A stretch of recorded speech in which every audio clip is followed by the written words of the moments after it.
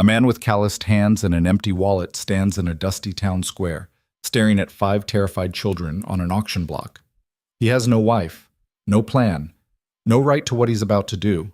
But when the auctioneer raises his gavel to split them apart forever, Daniel Mercer steps forward and bids everything he owns on all 5 at once.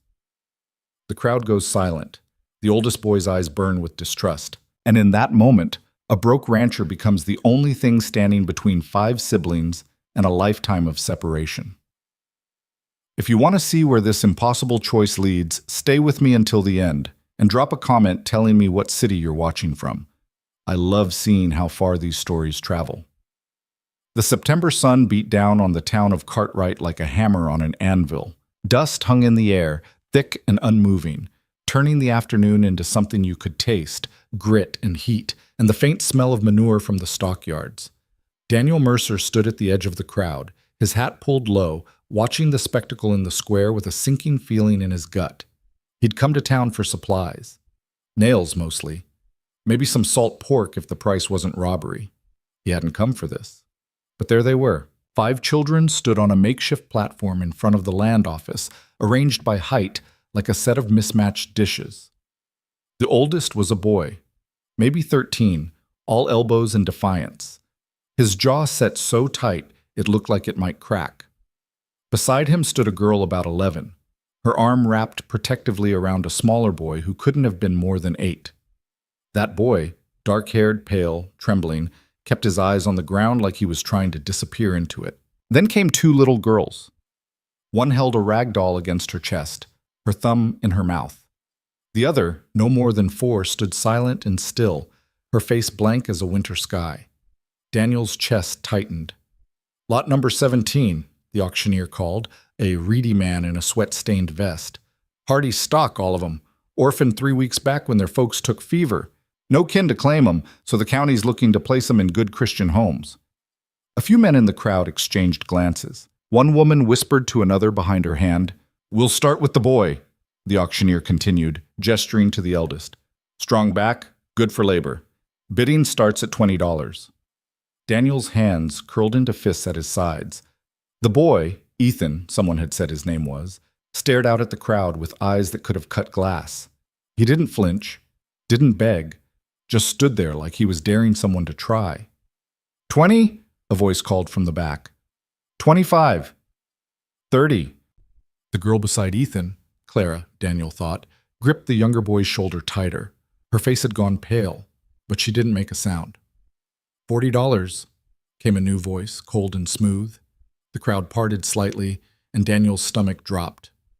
Judge Victor Harlan stepped forward, his black coat immaculate despite the dust, his silver watch chain glinting in the sun.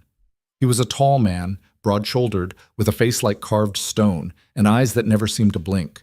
He owned half the county, mines, land, the bank, and what he didn't own, he controlled. $40 for the boy, Harlan repeated, his gaze fixed on Ethan. "I'll put him to work in the Silverton mine. Teach him discipline." Ethan's jaw tightened, but he still didn't speak. The auctioneer grinned. "Sold to Judge Harlan for—" "Wait!" The word came out of Daniel's mouth before he'd even thought it through. The crowd turned. The auctioneer frowned. Judge Harlan's eyes narrowed. Daniel stepped forward, his boots heavy on the packed dirt. His heart was pounding so hard he could hear it in his ears, but he kept his face steady. "I'll bid 50, he said. A murmur rippled through the crowd. Harlan's expression didn't change, but something cold flickered in his eyes. 55. 60. 70. Daniel swallowed. $70 was more than he'd made in 3 months. It was grain for the winter. It was fence posts and seed. It was everything he had saved in a tin box under his bunk. But he looked at Ethan, at the way the boy's hands were shaking even though his face stayed hard, and he thought of what it meant to be 13 years old and sent into a mine with no way out. 80, Daniel said. The crowd went silent. Harlan studied him for a long moment, his gaze flat and assessing. Then, slowly, he smiled. It wasn't a kind smile. "Enjoy your purchase, Mr. Mercer," Harlan said quietly. He turned and walked away, his boots clicking on the boardwalk. The auctioneer cleared his throat. Sold to Mr. Mercer for $80. Daniel's hands were shaking as he counted out the bills. $80. Gone. Just like that. But then the auctioneer gestured to Clara. Now, the girl, 11 years old, good with... No. Daniel looked up sharply. Clara had stepped in front of her younger siblings, her thin arms spread wide. No, she said again, louder this time. Her voice cracked, but she didn't back down. You're not splitting us up. The auctioneer sighed. Miss, that's not how this works. I don't care, Clara said. Tears were streaming down her face now, but her voice was fierce. We stay together, all of us. The younger boy, Noah, started to cry. The little girl with the doll pressed her face against Clara's side, and the smallest one, the silent one, just stared straight ahead with those empty, haunted eyes. Daniel felt something crack open in his chest. He didn't think, didn't calculate, didn't consider what it would cost or how impossible it was. He just stepped forward. I'll take all 5. The square went dead silent. The auctioneer blinked. I'm sorry, what? All 5, Daniel repeated. His voice was steady now, even though his heart was racing. I'll take all of them, together. Mr. Mercer, the auctioneer said slowly, that's $160, minimum. I know. You understand you'd be responsible for feeding them, clothing them, housing them? I know. The auctioneer looked at him like he'd lost his mind. Maybe he had. Do you even have a wife, Mercer? Someone called from the crowd. No. Then how in hell are you going to raise 5 kids? Daniel didn't have an answer to that. He just looked at Clara, at the way she was holding her siblings like she could shield them from the whole world, and he knew he couldn't walk away. I'll figure it out, he said. The auctioneer glanced at Judge Harland, who had stopped at the edge of the square. Harland's face was unreadable, but he gave a single, slow nod. All right then, the auctioneer said. He sounded bewildered. $160, cash. Daniel's hands were numb as he pulled out the rest of his savings. Every last bill, every coin. He laid it on the auctioneer's table and watched the man count it twice.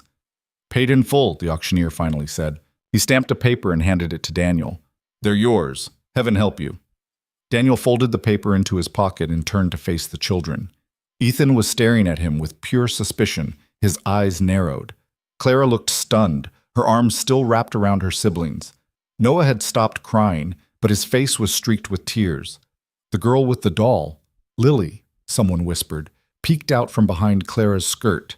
And the smallest one, Maggie, still hadn't moved. Daniel crouched down so he was at eye level with them. My name's Daniel Mercer, he said quietly. I've got a ranch about 10 miles north of here. It's not much, just a cabin and some land, but it's got a roof and it's got beds and nobody's going to take you away from each other. Not while I'm breathing. Ethan's lip curled. Why? Why what? Why'd you buy us? The boy's voice was sharp, bitter. What do you want? Daniel met his eyes. I don't want anything. I couldn't watch them split you up. People don't do things for nothing. Maybe not, Daniel said, but I'm not people. I'm just a man who made a choice, and now you've got one to make too.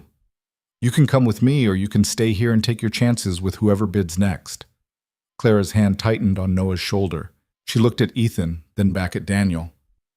What do we call you? She asked softly. Daniel's fine. Not Pa? Daniel's throat tightened. No, not unless you want to. I'm not trying to replace anybody. Clara nodded slowly. She looked at her siblings, then took a deep breath.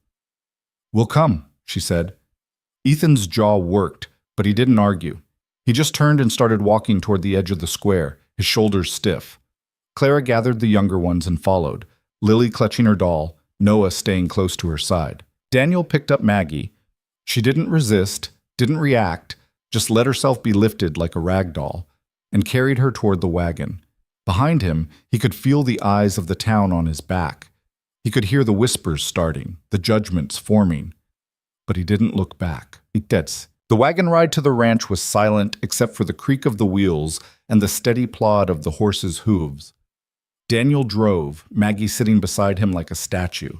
The other 4 sat in the back, Clara holding Lily, Noah pressed against her other side. Ethan as far from all of them as he could get.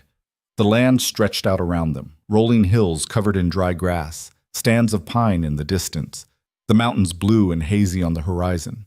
It was beautiful in its way, harsh, but honest. Daniel's ranch sat in a shallow valley, sheltered by a line of cottonwoods along a creek. The cabin was small, one room really, with a loft overhead, and the barn leaned slightly to the left. The fences needed mending, the roof needed patching. The whole place had the worn, tired look of something held together by stubbornness and prayer. Daniel pulled the wagon to a stop and climbed down. He set Maggie on the ground gently, then turned to help the others. Clara climbed down on her own, lifting Lily after her. Noah followed, his eyes wide as he took in the cabin, the barn, the open land. Ethan jumped down last and stood with his arms crossed, his expression unreadable. "This is it," Daniel said. He tried to keep his voice steady. "It's not much, but it's fine," Clara said quickly. She looked around, then back at Daniel. "Where do we sleep?" Daniel rubbed the back of his neck. He hadn't thought that far ahead. "There's the loft, and I've got a bedroll I can put down here. We'll figure it out." Clara nodded. She took Lily's hand and started toward the cabin, Noah trailing behind her. Ethan didn't move. Daniel looked at him. "You coming?" "Why'd you really do it?" Ethan's voice was low, dangerous. "Nobody spends that kind of money unless they're getting something out of it." "I told you." "You told me nothing."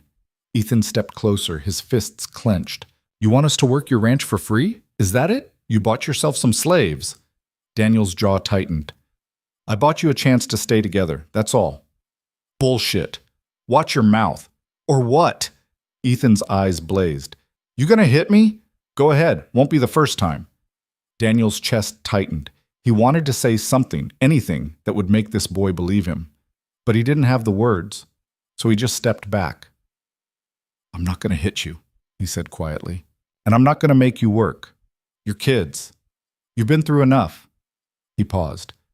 "But if you want to help out, I won't say no. There's plenty to do." Ethan stared at him for a long moment. Then he turned and walked toward the barn without another word.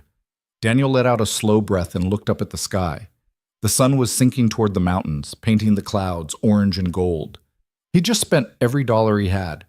He had 5 kids who didn't trust him. Winter was coming, and he didn't have enough supplies to get through it, but they were together, and for now, that had to be enough. Inside the cabin, Clara was already taking charge. She'd found a broom and was sweeping the floor, sending up clouds of dust. Lily sat on the edge of the bunk, her doll in her lap, watching silently. Noah stood by the window, his arms wrapped around himself. Daniel set his hat on the table and looked around.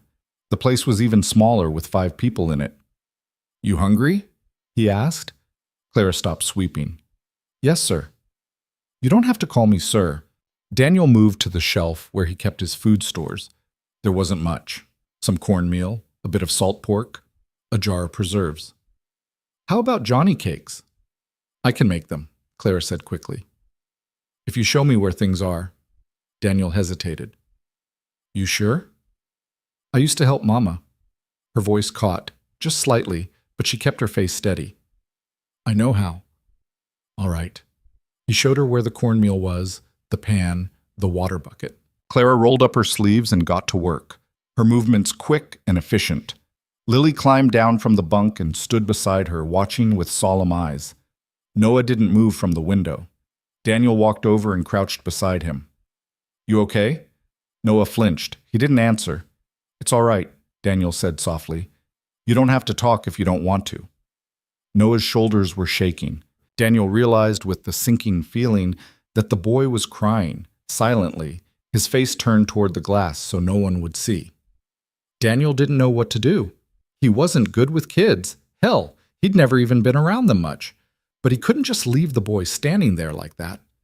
So he did the only thing he could think of. He sat down on the floor beside Noah and waited. After a while, Noah's breathing evened out. He wiped his face with his sleeve and glanced at Daniel out of the corner of his eye. "You really not gonna hit us?" he whispered. Daniel's throat tightened. "No." "Promise?" "I promise." Noah nodded slowly. He didn't say anything else, but he didn't move away either. Across the room, Clara was flipping Johnny cakes on the pan, her face set in concentration. Lily sat at the table now, her doll propped beside her. And outside, through the window, Daniel could see Ethan standing by the barn, his silhouette dark against the fading light. Daniel closed his eyes and tried not to think about how impossible this all was. Dinner was quiet. Clara served the Johnny cakes with a bit of preserves, and the kids ate like they were starving, which Daniel realized they probably were. He'd seen the way their clothes hung on them, the hollows under their eyes. How long had it been since they'd had a decent meal? Maggie didn't eat. She just sat there, staring at her plate, until Clara gently lifted the spoon to her mouth. Maggie chewed mechanically, swallowed, then went still again. Daniel's chest ached, watching her. From the barn, just as Daniel was pouring the last of the hot water into the basin. "There's enough for you to wash up," Daniel said. Ethan didn't answer. He just walked to the basin, scrubbed his hands and face roughly, then sat down at the table and stared at the wall. Daniel cleared his throat. "I'll sleep down here tonight. You 5 can take the loft." Clara looked up, startled. "We can't take your bed." "You're not. I've got a bedroll." Daniel nodded toward the ladder. "There's blankets up there. Should be enough for all of you." Clara hesitated, then nodded. She gathered the younger ones and herded them toward the ladder. Lily climbed up first, her doll tucked under one arm. Noah followed, then Clara, carrying Maggie. Ethan was the last to move. He stopped at the base of the ladder and looked back at Daniel. "What do you want from us?" he asked again, his voice flat. Daniel met his eyes. "I want you to be kids, that's all." Ethan's jaw tightened. He didn't say anything else. He just climbed the ladder and disappeared into the loft. Daniel sat down at the table and buried his face in his hands. What the hell had he done? The first week was chaos. Daniel had no idea how to take care of 5 children. He thought it would be like ranching, just figure out what needed doing and do it. But kids weren't cattle. They didn't follow simple patterns. They had fears and needs and histories he couldn't begin to understand. Clara tried to hold everything together. She cooked, cleaned, watched over the younger ones with a fierce protectiveness that reminded Daniel of a mama bear. But she was 11 years old, and the weight on her shoulders was too much for anyone, let alone a child. Noah barely spoke. He flinched at loud noises, at sudden movements, at anything that might signal danger. He followed Clara everywhere, his eyes wide and watchful, like he was waiting for the world to hurt him again. Lily talked only to her doll, long whispered conversations that Daniel couldn't make out. She didn't cry, didn't complain, just held that ragged thing like it was the only solid piece of ground in a world that had crumbled beneath her. Maggie didn't talk at all. She ate when Clara fed her, she slept when Clara put her to bed, but she didn't speak, didn't play, didn't react to anything. Her eyes were empty, like she'd gone somewhere far away and left her body behind. And Ethan was a storm waiting to break. He worked, harder than Daniel asked him to, harder than any 13-year-old should. He mended fences, hauled water, chopped wood until his hands blistered. But he did it all in silence, his face hard, his movements sharp with anger. He didn't trust Daniel, didn't trust the situation, didn't trust that this fragile, impossible thing could last. And honestly, Daniel couldn't blame him. On the 8th day, the supplies ran out. Daniel stood in front of the nearly empty shelf and felt his stomach drop. He'd stretched things as far as they would go, but there were 5 extra mouths to feed now, and the cornmeal was gone. The salt pork was gone. Even the preserves were down to the last jar. He needed to go to town, needed to buy food, flour, beans, enough to get them through until he could figure out a more permanent solution. But he didn't have any money. He'd spent it all on the kids. Daniel sat down at the table and tried to think. He could sell something. The old plow, maybe. Or the spare saddle. It wouldn't bring much, but it might be enough for a week's worth of supplies. "What's wrong?" He looked up. Claire was standing in the doorway, Lily on her hip, her expression worried. Daniel forced a smile. "Nothing, just thinking. We're out of food, aren't we?" He hesitated. There was no point in lying. "Yeah." Claire's face went pale. "I'm sorry. We're eating too much. I know. No." Daniel stood quickly. "No, Clara, that's not—" He stopped, took a breath. "You're not eating too much. You're eating what you need. This isn't your fault. Then whose fault is it? Nobody's. He rubbed his face.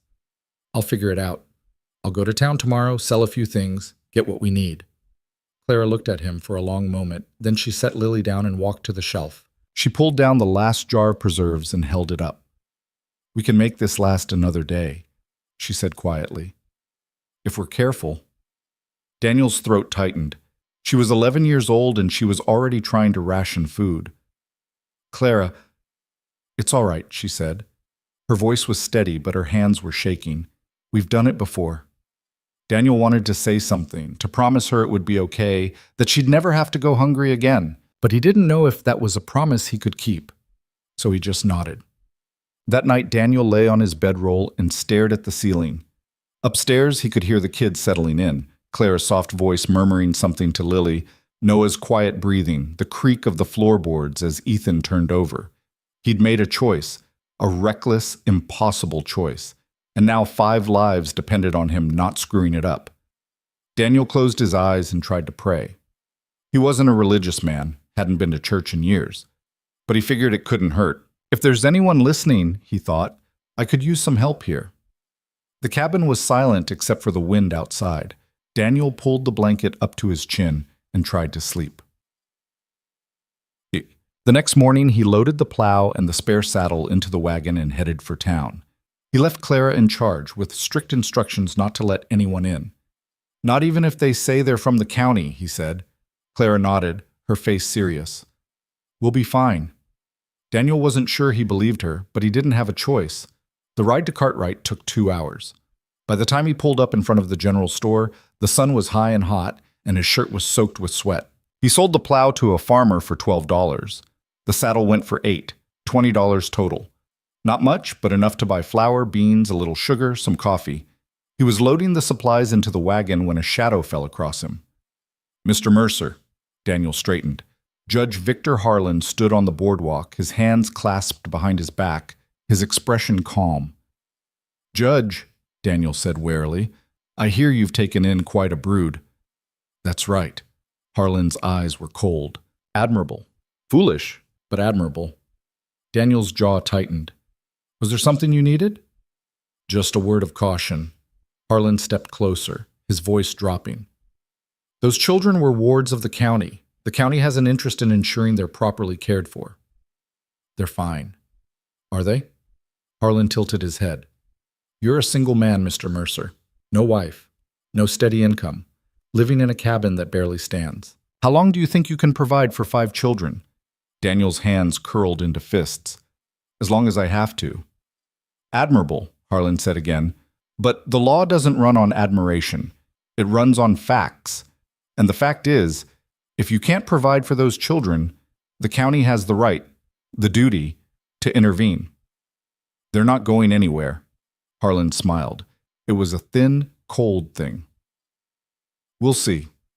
He turned and walked away, his boots clicking on the boardwalk. Daniel stood there, his heart pounding, his hands shaking.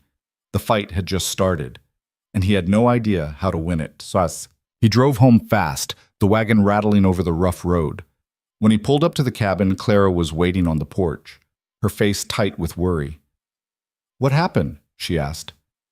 Nothing. Daniel climbed down and started unloading the supplies. Everything's fine. You're lying. He stopped, looked at her. She was 11 years old, and she could see right through him. Judge Harlan talked to me, he said quietly. He thinks I can't take care of you. Clara's face went pale. Is he going to take us away? No. Daniel set the sack of flour down and crouched in front of her. No, Clara. I won't let that happen. But what if I won't let it happen? She stared at him, her eyes wide and frightened. Then, slowly, she nodded.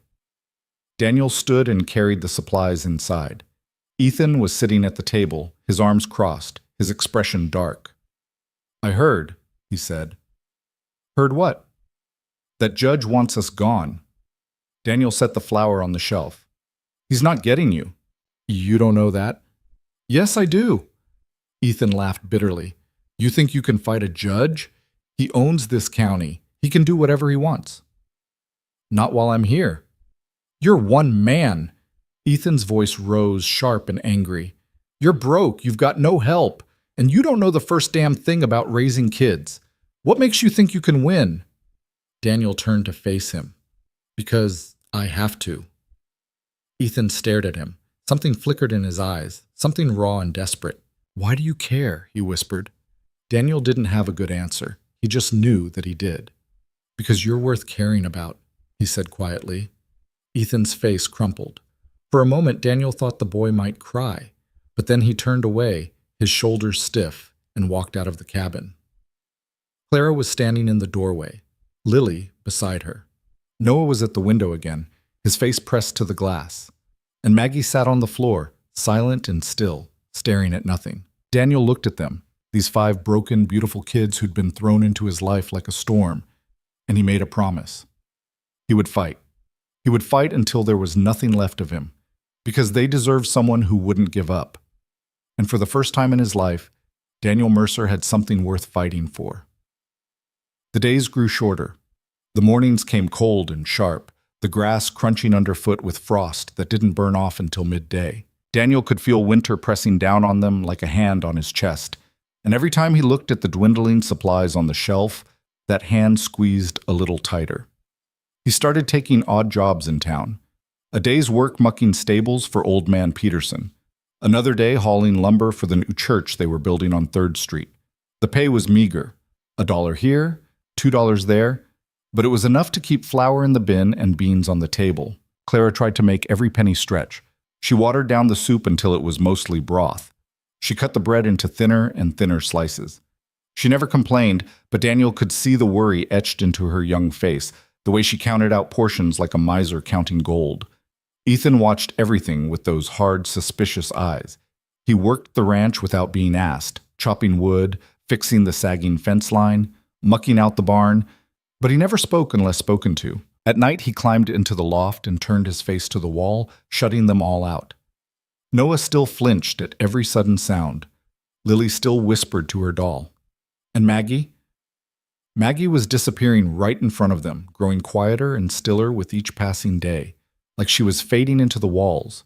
Daniel didn't know how to reach any of them. He'd never felt so helpless in his life. It was on a Tuesday morning, 2 weeks after the confrontation with Judge Harland, that the first real trouble came. Daniel was in the barn, mucking out the horse's stall, when he heard the sound of hooves on the road. He straightened, wiping sweat from his forehead, and stepped out into the sunlight. A black carriage was rolling up the drive, pulled by a pair of matched grays. The county seal was painted on the door in gold letters. Daniel's stomach dropped. The carriage stopped in front of the cabin. A thin man in a brown suit climbed out, carrying a leather satchel. Behind him came Judge Harland, his black coat immaculate as always, his face expressionless. Daniel walked toward them slowly, his hands still dirty from the barn. Judge. Mr. Mercer. Harland's voice was smooth, almost pleasant. This is Mr. Pemberton from the County Children's Services. He's here to conduct an inspection. Pemberton nodded, his eyes flicking over Daniel with undisguised disapproval. Standard procedure, Mr. Mercer. We need to ensure the children are being properly cared for. Daniel's jaw tightened. They're fine. We'll be the judge of that. Pemberton started toward the cabin, but Daniel stepped in front of him. You got a warrant? Pemberton blinked. I don't need a warrant. The children are wards of the county until the custody arrangement is finalized. Custody arrangement? Daniel looked at Harland. What the hell is he talking about? Harland's expression didn't change. You purchased the children at auction, Mr. Mercer. That doesn't constitute legal guardianship. It merely gives you temporary custody, subject to county approval. Daniel felt like the ground had just shifted under his feet. You never said, it's standard procedure, Harland said calmly. If you'd bothered to read the paperwork, you'd know that. Daniel's hands curled into fists. He wanted to hit something. Instead, he stepped aside. Fine. Inspect. Pemberton moved past him, Harland following. Daniel trailed behind, his heart pounding. Inside the cabin, Clara had gathered the children. She stood in front of them like a shield, her face pale but determined. Lily clutched her doll. Noah pressed against Clara's side. Maggie sat on the floor, silent and vacant. And Ethan stood by the window, his arms crossed, his expression murderous. Pemberton looked around the cabin with barely concealed disgust. His gaze swept over the rough-hewn walls, the single room with its sparse furniture, the ladder leading to the loft. "How many beds?" he asked, pulling a notebook from his satchel. "They sleep in the loft," Daniel said. "I sleep down here." "All 5 children in one space?" "It's warm. It's dry. They've got blankets." Pemberton made a note. "And meals?"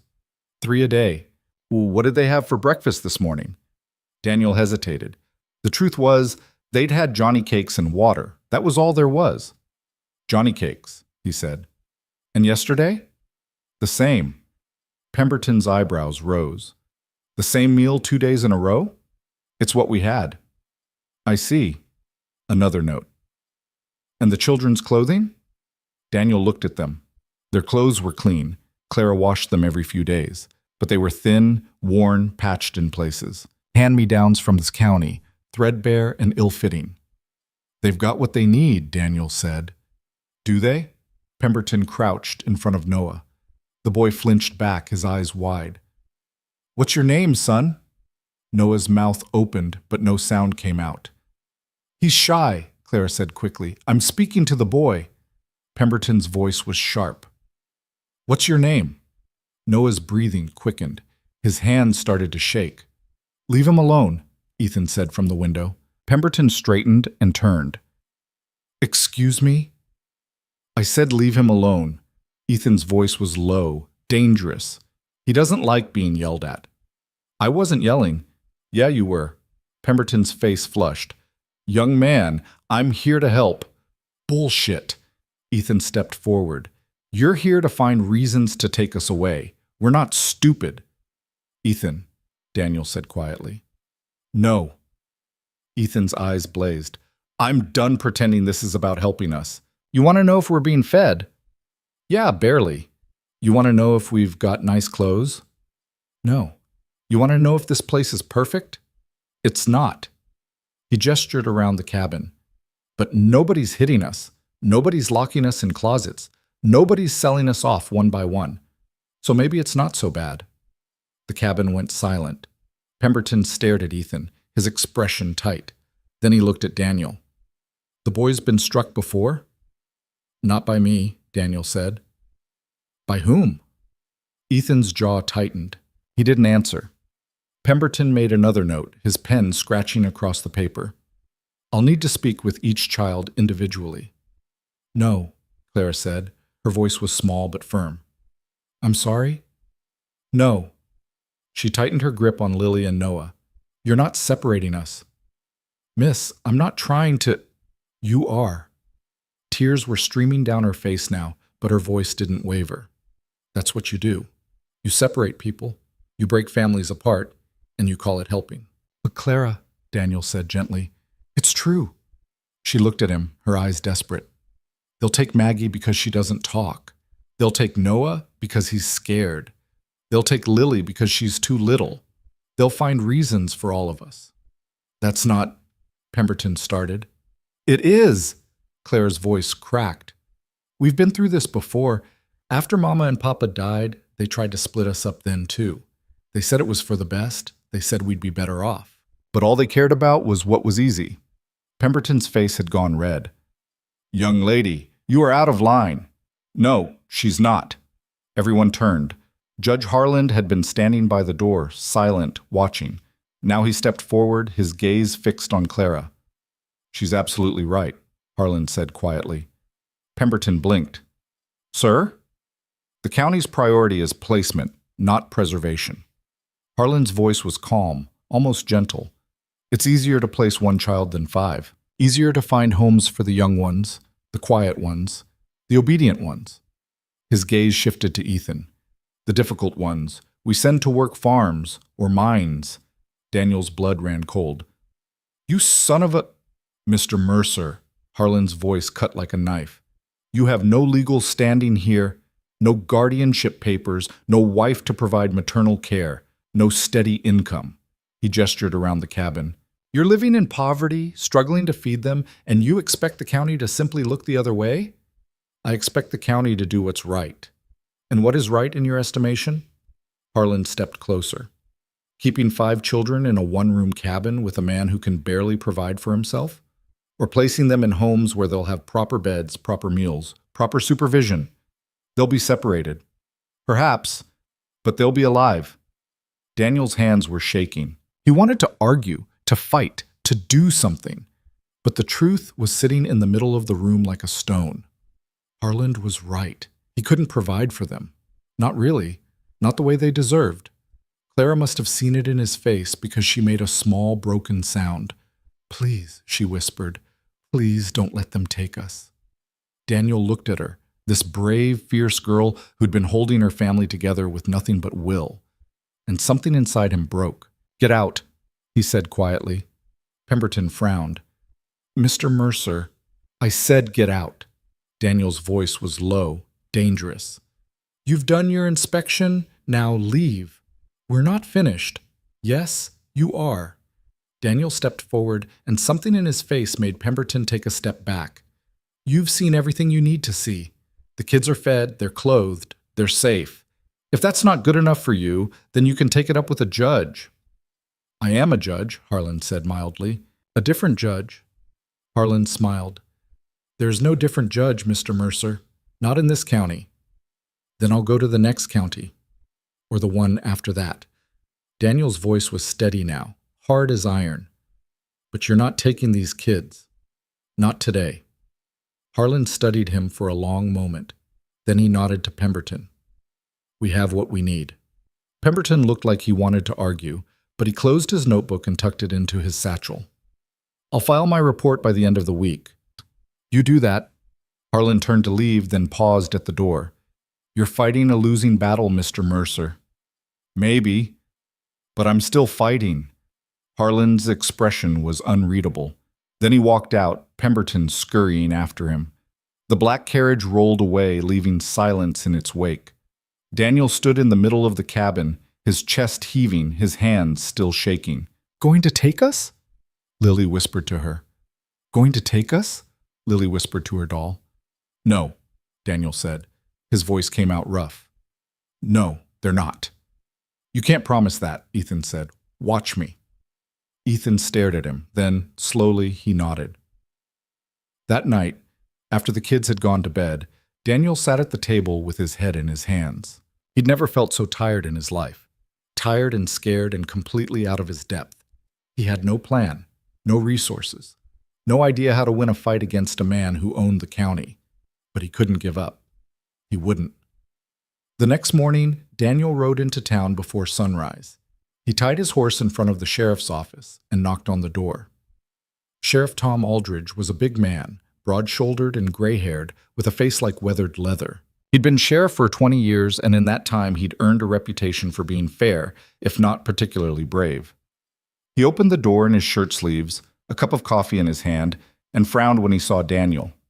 "Mercer, little early for a visit, isn't it?" "Need to talk to you." Aldridge sighed and stepped aside. "Come on in." The office was small and cluttered, smelling of old coffee and tobacco. Daniel took off his hat and turned it in his hands. "Judge Harland came to my place yesterday." Aldridge's expression didn't change, but something flickered in his eyes. "I heard." "You heard?"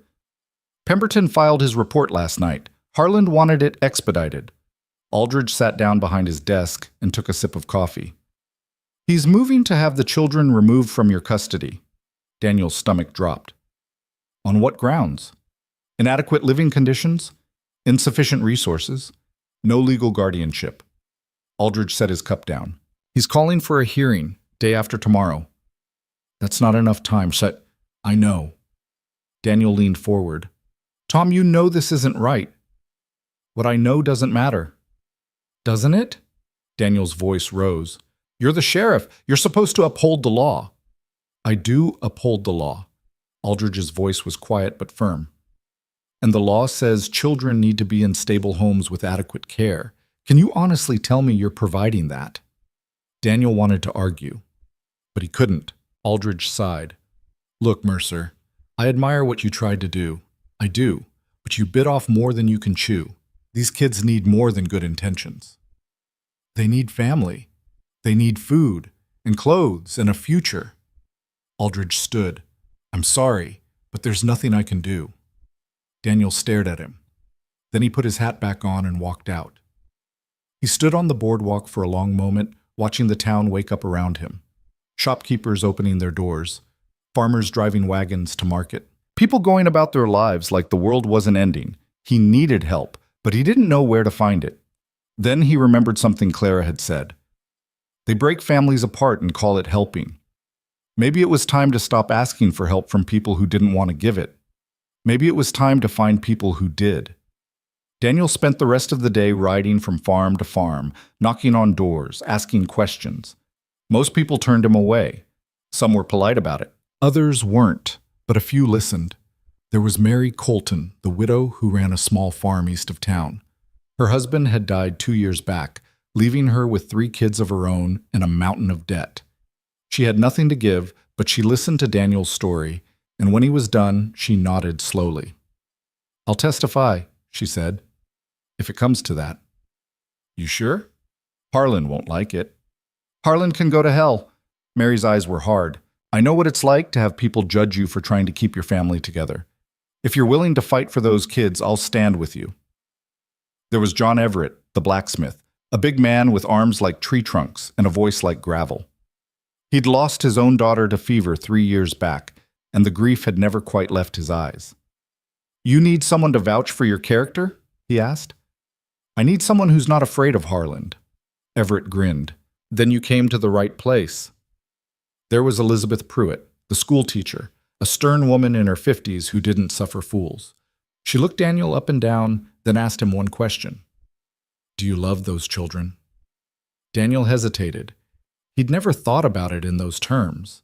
Love seemed like too big a word for what he felt, this fierce, desperate need to keep them safe. But maybe that was love. Maybe love wasn't soft and gentle. Maybe it was hard and stubborn and willing to fight the whole world if it had to. "Yes," he said. "I do." Elizabeth nodded. "Then I'll help." By the time Daniel rode home, the sun was setting, and he had a list of names in his pocket. It wasn't much, but it was more than he'd had that morning. When he walked into the cabin, Clara was at the stove, stirring a pot of beans. Ethan was at the table, sharpening a knife. Noah and Lily were on the floor, playing some quiet game. And Maggie was in this corner, sitting with her knees pulled to her chest, staring at nothing. Clara looked up when Daniel came in. "Did you find help?" "Some." "Enough?" Daniel didn't know how to answer that, so he just said, "We'll see." That night, after the kids were asleep, Daniel sat at the table and tried to figure out what to say at the hearing. He wasn't a lawyer, he wasn't good with words, but he had to make them understand, make the judge, the county, the town understand, that these kids belonged together. He was still sitting there when he heard a creak on the ladder. Ethan climbed down, his face shadowed in the dim light. "Can't sleep?" Daniel asked. Ethan shrugged. He crossed to the table and sat down across from Daniel. For a long moment, neither of them spoke. Then Ethan said, "Why are you doing this?" "Doing what?" "Fighting for us." Ethan's voice was quiet, almost vulnerable. "You could just let them take us. It'd be easier for you." Daniel looked at him. "You think I want easy?" "Most people do." "I'm not most people." Ethan's jaw tightened. "You're going to lose. You know that, right? Harlan's got money, power, the whole county in his pocket. You've got nothing. I've got you 5. Ethan stared at him. Then he looked away, his throat working. "We're not worth it," he whispered. Daniel's chest tightened. "Yes, you are. You don't know us. You don't know what we've been through, what we've done." "I know enough." "No, you don't." Ethan's voice cracked. "You don't know that I stole food to keep them fed. You don't know that I lied, cheated, did things I'm ashamed of just to keep us together. You don't know that I—" He broke off, his hands shaking. "You don't know me." "You're right," Daniel said quietly. "I don't know everything, but I know you're a kid who's been through hell and came out fighting. I know you'd do anything for your siblings, and I know you're worth fighting for whether you believe it or not." Ethan's face crumpled. He buried his face in his hands, his shoulders shaking. Daniel didn't know what to do. He wasn't good at this, at comfort. at tenderness. But he reached across the table and put his hand on Ethan's shoulder. "You don't have to carry it all anymore," he said. "I'm here." Ethan didn't answer, but he didn't pull away either. They sat like that for a long time in the quiet cabin, while the fire burned low and the night pressed in around them. And for the first time since this whole impossible thing had started, Daniel felt like maybe, just maybe, he wasn't completely alone. The hearing was set for Thursday at 10 in the morning. Daniel woke before dawn, his stomach in knots, and dressed in his only clean shirt. Clara made breakfast, thin porridge and water, and the kids ate in silence, their faces pale and scared. "You're coming with me," Daniel said. Clara's eyes widened. "To the hearing? All of you? But they need to see you, need to see that you're not just names on a paper." Daniel crouched in front of them. "I need you to be brave. Can you do that?" Clara nodded. Ethan's jaw was set. Noah looked terrified, but he nodded too. Lily clutched her doll, and Maggie just stared with those empty eyes. They loaded into the wagon and rode to town in silence. When they arrived at the courthouse, a small crowd had already gathered. Curious townspeople, county officials, a few farmers Daniel recognized. And Judge Victor Harland, standing on the steps in his black coat, his expression calm and certain. Daniel helped the kids down from the wagon and walked toward the courthouse, his heart pounding. This was it. Win or lose, everything would be decided in the next few hours. He just prayed he was strong enough to see it through. The courtroom was smaller than Daniel had imagined, cramped and airless, with wooden benches worn smooth by decades of use. Sunlight filtered through grimy windows, casting pale rectangles on the scuffed floor. The room smelled of old wood and dust and the faint metallic tang of fear. Daniel led the children to the front bench and sat down, Clara on one side, Ethan on the other. Noah pressed close to Clara's side, his face white. Lily held her doll so tight her knuckles had gone pale. Maggie sat still as stone, her eyes vacant.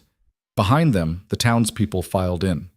Daniel recognized some of them, shopkeepers, farmers, people he'd seen in passing. Mary Colton took a seat near the back, her chin held high. John Everett stood against the wall, his massive arms crossed. Elizabeth Pruitt sat near the front, her face stern and watchful, but most of the faces were unfamiliar, curious, judging. Judge Victor Harlan entered from a side door and took his place behind the bench. He wore his black robes now, the fabric crisp and imposing, and when he sat down and looked out over the room, his expression was as cold and impassive as carved granite. "This hearing is called to order," he said, his voice carrying easily in the small space. "We are here to determine the custody arrangement for 5 minor children currently in the temporary care of Mr. Daniel Mercer." His gaze settled on Daniel. "Mr. Pemberton will present the county's findings." Pemberton stood, smoothing his brown suit, and opened his leather satchel. He pulled out his notebook and cleared his throat. "Your Honor, my inspection of Mr. Mercer's residence revealed multiple deficiencies in the care and provision for these children." He glanced at his notes. "The living conditions are substandard. The children share a single sleeping space in a loft with inadequate ventilation. Meals are repetitive and insufficient in nutritional value. The eldest child, Ethan, age 13, displays behavioral issues and hostility toward authority. The youngest, Margaret, age 4, exhibits signs of severe trauma and has not spoken since being placed in Mr. Mercer's care." Daniel's hands clenched on his knees. Every word felt like a blow. Furthermore, Pemberton continued, "Mr. Mercer is unmarried, has no steady income, and possesses no legal training or experience in child rearing. He purchased these children at auction on impulse, with no preparation or planning.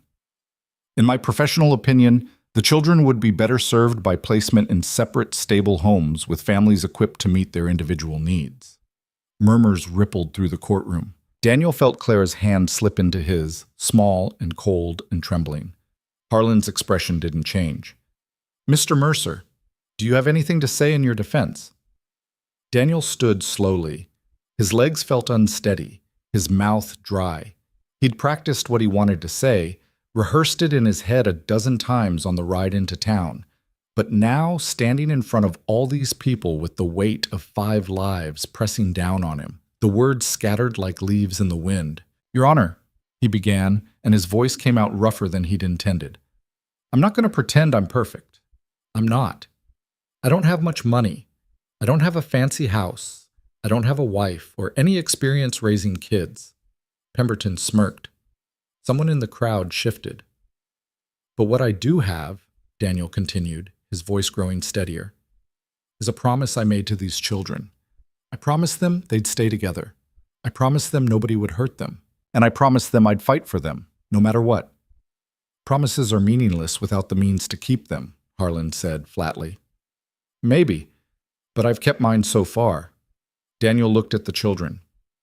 They're fed, they're clothed, they've got a roof over their heads and a fire to keep them warm. Is it perfect? No, but it's honest, and it's more than they had before. Before they were in county care, before they were about to be split up and sold off like livestock, Daniel interrupted, his voice sharp. Don't pretend the county was looking out for them. You were looking for the easiest solution. Harlan's eyes narrowed. Watch your tone, Mr. Mercer. Or what? You'll take them away? Daniel's anger was rising now, hot and sharp. You're going to do that anyway, so I might as well tell the truth. The room went silent. Daniel took a breath and forced himself to calm down. Losing his temper wouldn't help anyone. These kids have been through hell, he said quietly. They lost their parents. They were put on a block and treated like property. They've been hungry, scared, and alone, and all they've ever wanted is to stay together. He looked at Harlan. You want to take that away from them because I don't have enough money? Because I'm not married? What kind of justice is that? The kind that protects children from inadequate care, Harlan said coldly. I'm not inadequate. I'm just poor. There's a difference. Not in the eyes of the law. Daniel's chest tightened. He could feel the fight slipping away from him, could see the certainty in Harlan's face. This wasn't about what was right. It was about control, about power. And Daniel had neither. He was about to sit down, defeated, when a voice spoke from the back of the room. Your Honor, I'd like to testify. Everyone turned. Mary Colton stood, her hands clasped in front of her, her face pale but determined. Harlan's jaw tightened. Mrs. Colton, this is highly irregular. I don't care. Mary stepped into the aisle. If you're going to make decisions about these children's lives, you should hear from people who actually know what it's like to struggle. This is not a public forum. Then make it one. Mary's voice was steady, strong. Because if you take those kids away from Mr. Mercer, you're making a mistake. Harlan stared at her for a long moment. Then he gestured curtly. Speak. Mary walked to the front of the room and turned to face the crowd. Her hands were shaking, but her voice didn't waver. I know Daniel Mercer. Not well, but enough. He's a decent man, honest, hardworking, and yes, he's poor. So am I. So are half the people in this room. She looked at Harlan. Being poor doesn't make you a bad parent. It just makes you poor. Mrs. Colton, I'm not finished. Mary's eyes flashed. I've raised 3 kids on my own since my husband died. I've gone without meals so they could eat. I've patched clothes until there was more patch than cloth. I've lain awake at night wondering how I was going to keep the roof over our heads. Her voice cracked, just slightly. But I never once thought about giving them up. Because they're mine. They're my family. And family doesn't abandon each other just because things get hard. The room was silent now, every eye on Mary. Those 5 kids up there, she continued, nodding toward the bench where Daniel's children sat, they've already been abandoned once. By death, by circumstance, by a system that doesn't care about keeping families together. And now you want to abandon them again? She shook her head. Mr. Mercer isn't perfect, but he's trying, and that's more than most people would do. She sat down, her face flushed, her hands still shaking. Harlan's expression was unreadable. Is that all? No. John Everett stepped forward, his massive frame filling the aisle. I'd like to say something too. Harlan's jaw tightened, but he nodded. Everett's voice was like gravel. I've known men like you my whole life, Judge. Men who think money and power make them better than everyone else. Men who think they know what's best for people they've never even talked to. He jerked his chin toward Daniel. Mercer came to me last week. Asked if I'd vouch for him. I asked him why he was doing this, taking in 5 kids he didn't know, risking everything he had. You know what he said? Harlan didn't respond. He said it was the right thing to do. Everett's eyes were hard. Not the smart thing, not the easy thing, the right thing. And if you can't see the value in that, then you're not fit to judge anyone. Mr. Everett, Harlan said, his voice dangerously quiet, you are out of line. Good. Someone needs to be. Everett sat down, and before Harlan could respond, Elizabeth Pruitt stood. Your Honor, I taught school in this town for 32 years. I've seen hundreds of children come through my classroom. Poor children, rich children, children with two parents, and children with none. She looked at Daniel. I've also seen men who care and men who don't. Mr. Mercer cares. I can see it in the way he looks at those children, in the way he's fighting for them, even though he knows the odds are stacked against him. She paused, her gaze shifting to the children on the bench. I spoke with Clara this morning before the hearing. She's 11 years old, and she's terrified. Not of Mr. Mercer, of you, of this court, of being ripped away from the only family she has left. Elizabeth's voice softened. She told me that Mr. Mercer reads to them at night, that he lets them cry when they need to, that he's never once raised his hand to them, even when they've been difficult. Harlan's expression flickered just for a moment. These children don't need wealth, Elizabeth continued. They need safety. They need kindness. They need someone who won't give up on them. She looked directly at Harlan, and they have that in Daniel Mercer. She sat down, and the courtroom erupted in whispers. Harlan raised his hand for silence, his face tight with anger. Enough. This is not a town hall meeting. This is a legal proceeding, and I will not— Your Honor. The voice was quiet but carried an unmistakable authority. Sheriff Tom Aldridge stepped forward from where he'd been standing against the wall. Harlan's eyes narrowed. Sheriff, I'd like to speak, if I may. You may not. You're here as an observer. I'm here as an officer of the law. Aldridge's voice was calm but firm. And I've got something to say. Harlan stared at him for a long moment. Then he gestured sharply. Make it quick. Aldridge walked to the center of the room, his boots heavy on the wooden floor. He looked at Daniel, then at the children, then at Harlan. I've served this county for 20 years. I've enforced the law, kept the peace, and tried my best to do right by people. But I've also seen the law used as a weapon. I've seen it twisted to serve the powerful and punish the weak. He paused. And I'm seeing it right now. Harlan's face went cold. Careful, Sheriff. I'm done being careful. Aldridge's voice hardened. You want to take these kids away from Mercer because he's poor, because he doesn't fit your idea of what a proper guardian should look like. But the truth is, those kids are better off with him than they'd be anywhere else. You have no evidence of that, don't I? Aldridge turned to face the room. 3 weeks ago, I got a call about a disturbance at the old Miller place. Went out there and found Ethan, that boy right there, fighting off 2 men who were trying to drag his sisters away. He was bleeding, half conscious, but he wouldn't stop fighting. You know why? No one answered. Because he was protecting his family. Aldridge's voice was rough with emotion. That's what these kids do. They protect each other. They've been doing it their whole lives, and now you want to punish them for it by splitting them up? Harlan's hands were clenched on the bench. The law requires justice, Aldridge interrupted, not cruelty. The room was dead silent. Aldridge looked at Harlan, and for the first time, Daniel saw something like pity in the sheriff's eyes. You lost your son 10 years ago, Aldridge said quietly. Fever took him. He was 8 years old. Harlan's face went white. I remember the funeral, Aldridge continued. I remember watching you stand there, stone-faced, while they lowered him into the ground. And I remember thinking, that man's never going to recover from this. He paused. I think I was right. You have no right. I have every right. Aldridge's voice was gentle now, almost kind. Because I understand. I lost my wife 5 years ago. I know what it's like to have something ripped away from you. I know what it's like to be angry at the world for taking what you loved. Harlan's hands were shaking. This has nothing to do with— It has everything to do with it. Aldridge stepped closer. You're punishing these kids because you couldn't save your own. You're trying to control something, anything, because you couldn't control what happened to your son.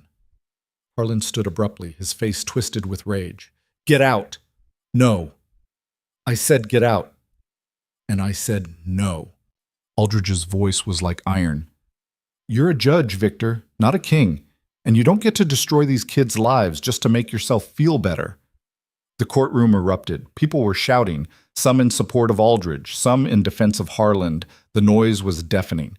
And then, through it all, a small voice spoke. "Please don't take us away." Everyone stopped, turned. Clara was standing, her face streaked with tears, her voice trembling but clear. "Please," she said again, "please don't take us away from him." Harland stared at her, his face pale. "He's not perfect," Clara continued, "but he's good. He's kind. He listens to us. He doesn't hit us or yell at us or make us feel like we're a burden." Her voice broke. "He makes us feel like we matter." Ethan stood beside her, his jaw tight. "She's right." Noah stood too, his small hand gripping Clara's. He didn't speak, but his eyes said everything. Lily climbed down from the bench, her doll tucked under her arm, and walked to Daniel. She looked up at him, then at Harland. "He reads to us," she whispered, "every night." And then, slowly, Maggie stood. The room went silent.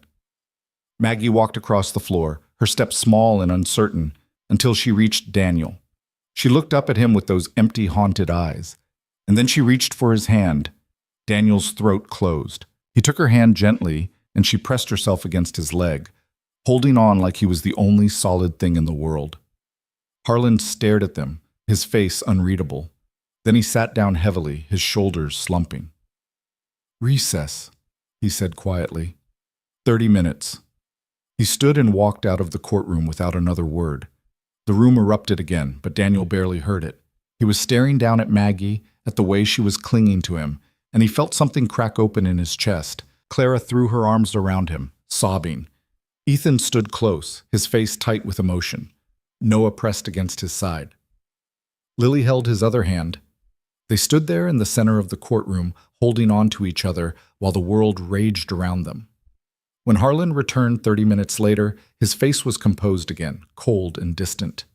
He took his seat and looked out over the room. "I've made my decision." The courtroom went silent. Daniel's heart was pounding so hard he thought it might break through his ribs. Harland's gaze settled on the children, then on Daniel. "Mr. Mercer, you are unconventional. Your methods are questionable. Your resources are limited. By every measurable standard, you are unfit to raise 5 children." Daniel's stomach dropped. "But," Harland continued, and his voice softened just slightly, "the law is not solely about measurable standards. It is also about what serves the best interest of the child." He paused. "And in this case, I believe those interests are served by keeping these children together." Daniel's breath caught. "Custody will remain with you," Harland said, "provisionally. The county will conduct monthly inspections for the next year to ensure the children's needs are being met. If at any point those needs are not met, custody will be revoked. Do you understand?" Daniel could barely speak. "Yes, Your Honor." Harland's gaze hardened. "Don't make me regret this, Mr. Mercer." "I won't." Harland nodded curtly. "This hearing is adjourned." He brought his gavel down, and the sound echoed through the courtroom like a gunshot. For a moment no one moved. Then Mary Colton started clapping. John Everett joined in. Elizabeth Pruitt.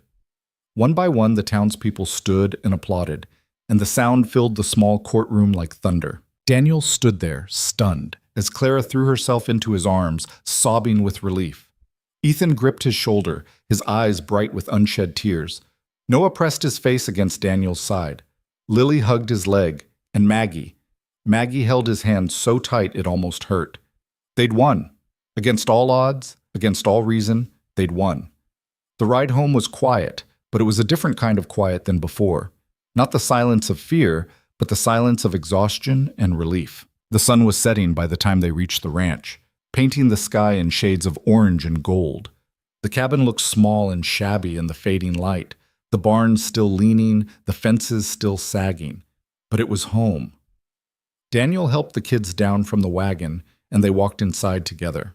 Clara went straight to the stove to start dinner. Ethan carried in wood for the fire. Noah and Lily sat at the table, and for the first time, Lily set her doll aside and just sat, breathing. Maggie stayed close to Daniel, her hand still in his.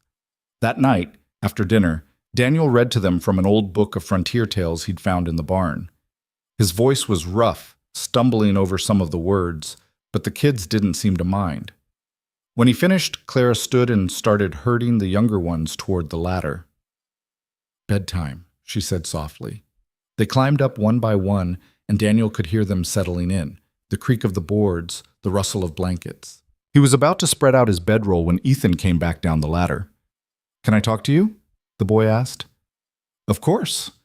They sat at the table, the firelight casting long shadows on the walls. Ethan was quiet for a long moment. Then he said, "Thank you." Daniel looked at him. "For what?" "For fighting for us." Ethan's voice was rough. "For not giving up." "I told you I wouldn't." "I know, but I didn't believe you."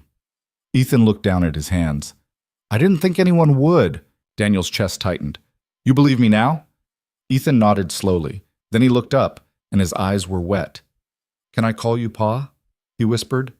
Daniel's throat closed. He couldn't speak for a moment. Then he nodded. Ethan's face crumpled, and he buried his head in his arms and cried, deep, wrenching sobs that shook his whole body. Daniel stood and walked around the table. He put his hand on Ethan's shoulder and just held on. "It's all right," he said quietly. "You're safe now, all of you." Ethan cried until there was nothing left, and then he wiped his face and climbed back up to the loft without another word. Daniel sat alone in the firelight, his heart full and aching at the same time. They'd won the battle, but the war was far from over. Winter came hard that year, sweeping down from the mountains with a vengeance that turned the world white and sharp. The first snow fell in early November, thick and heavy, blanketing the ranch in silence. Daniel woke to find the cabin cold despite the fire he'd banked the night before, frost creeping up the inside of the windows in delicate patterns. He built up the fire and checked on the kids. They were huddled together in the loft under every blanket they owned, their breath forming small clouds in the frigid air. Clara's arm was draped protectively over Lily. Noah was pressed against Ethan's back, and Maggie lay curled in a tight ball, her eyes open but distant. Daniel's chest tightened. The cabin wasn't insulated enough for this kind of cold. He'd known it was coming, had tried to prepare, but knowing and being ready were two different things. He climbed down and started breakfast, using the last of the oats to make a thin porridge. By the time it was ready, the kids were stirring, climbing down the ladder one by one, their faces pale in the dim morning light. "It's cold," Lily said, her teeth chattering. "I know, sweetheart." Daniel ladled porridge into bowls. "Eat this. It'll warm you up." They ate in silence, hunched over their bowls, steam rising around their faces. When they were done, Clara started to gather the dishes, but Daniel stopped her. "I'll do it. You get the little ones dressed warm. We've got work to do." "What kind of work?" Ethan asked. "Survival kind." They spent the morning insulating the cabin as best they could. Daniel stuffed rags and old newspapers into the gaps between the logs, while Ethan climbed up on the roof to patch the worst of the holes with tar paper and nails. Clara hung blankets over the windows to keep out the drafts. Noah and Lily gathered pine boughs to pile against the base of the walls. Maggie sat on the porch steps, watching them work with those empty eyes. By midday, the cabin was warmer, though still far from comfortable. Daniel stood back and surveyed their work, his hands numb despite the gloves. "It'll have to do," he muttered. That afternoon, the first county inspector arrived. His name was Marshall, a thin man with wire-rimmed glasses and a permanent frown. He walked through the cabin with a clipboard, making notes, his expression growing more disapproving with each passing minute. "The sleeping arrangements are inadequate, Chum," he said, not looking up from his notes. 5 children sharing one space is unacceptable." "It's warm and dry," Daniel said, "and they're together. That's not the standard." "Then maybe the standard's wrong." Marshall's eyes narrowed. "Mr. Mercer, I'm here to ensure these children are receiving proper care. If you're unwilling to cooperate, I'm cooperating. I'm just not pretending everything's perfect when it's not." Daniel crossed his arms.